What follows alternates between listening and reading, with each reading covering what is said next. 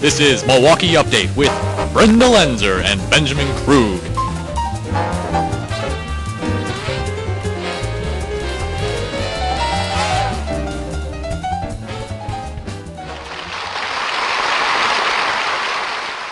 Can we get the camera centered on both Brenda and me?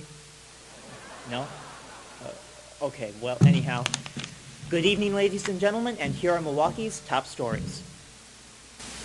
In recent local elections, sitting Milwaukee School Board member Charlene Hardin did not pass beyond the primaries after failing to collect enough signatures to get her name on the ballot.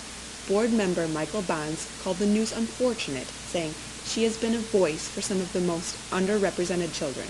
That, and she made the rest of us look good.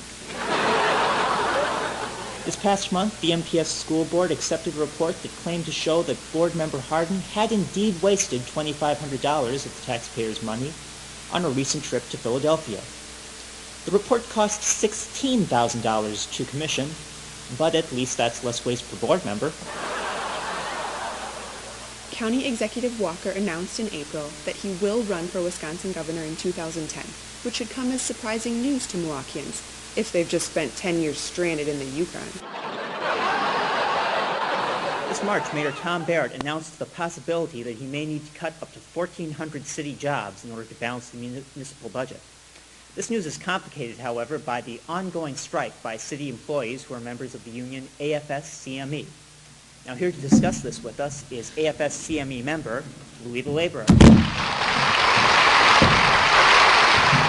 right, now, Louis, some people have been making the argument that it's not really fair for your union to be asking for pay and benefit increases when the recession is affecting the city budget. How do you respond to that? Ben, what's important to remember here is that the union started bargaining for these benefits long before the recession was even an issue.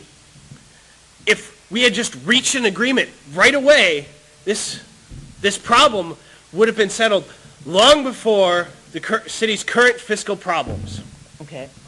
Now, that argument doesn't quite make sense to me, because even if you had gotten your agreement earlier, the city would still be on the hook for those extra pay and benefits right now. Yeah, but it would have been all been settled ahead of time. Well, yeah, but you're not hearing me. If you had gotten your agreement, the municipal budget gap would just be that much bigger. Yeah, but we would have been able to pump more money into the economy. Well, so what are you saying? That if you'd gotten your pay increase, the recession wouldn't have happened? Exactly! This is just another example of how greedy employers have ruined this government, this country. Why, I'd like to knock some of their teeth in. Now, you do realize that as a resident of Milwaukee, you actually employ yourself, right? Whatever. Well, anyhow, let's talk about one of your demands. Now, according to my notes, your union is asking to be paid the same amount as union or rather as police officers and firefighters. Now, as important as your jobs are, aren't those jobs just that much more important yet? Not really, Ben. As an employee of the city, one of the things I do is fix things like potholes and stop signs. Because of the job I do, I would have been able to prevent you from getting another flat tire. What have the police department or the fire department ever done for you? Well, I guess they might have the potential to save my life or my home. Exactly! And have you ever thought how valuable those things really are? Your apartment looks like a walk-in closet. And your life? Ha! Don't make me laugh. You go to work every day and blind yourself staring at a computer screen. Then you go to college classes with students who are 8 years younger than you. Finally, you make obscure YouTube videos in your free time in a vain attempt to try and recapture some of the attention you got in your glory years. I should go now.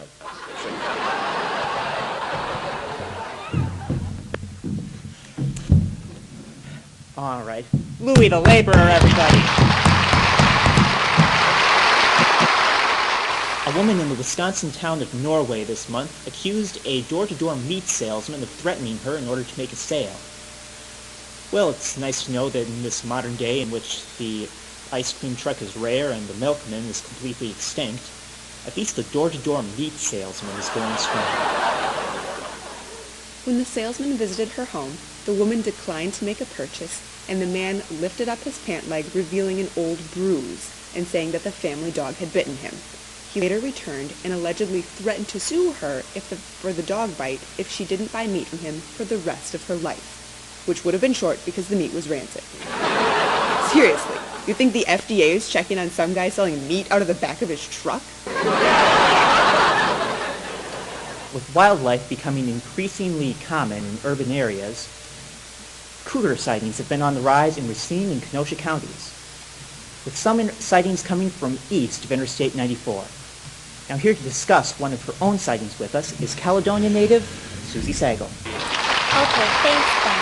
So yesterday I was in my backyard and there was this big, ginormous creature. I was like, oh my goodness, it's scary, it's gonna eat me. But then I realized it was just a big kitty. I was like, oh, it's so cute, it's so adorable. Come play with me, kitty. But then the kitty ran away, so I followed it all the way into Racine and he went into traffic and he played with some rabbits and then he bit off somebody's arm and then he scared this little grandma and she dropped her groceries and he had a meal, but the groceries went to waste, and then he went to the Racine Zoo and played with the lions and the tigers, and they had a tea party together. It was like the Mad Hatter, and it was so cute and adorable. I wish they would have let me come.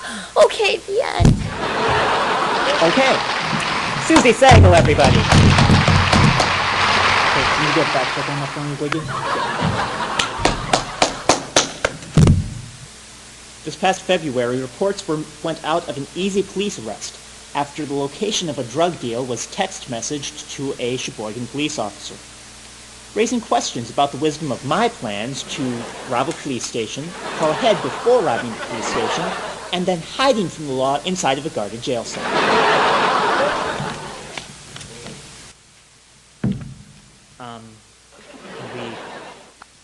The camera's stuck again? Okay, well, whatever. Thanks for watching, everybody, and just remember, this is my Milwaukee.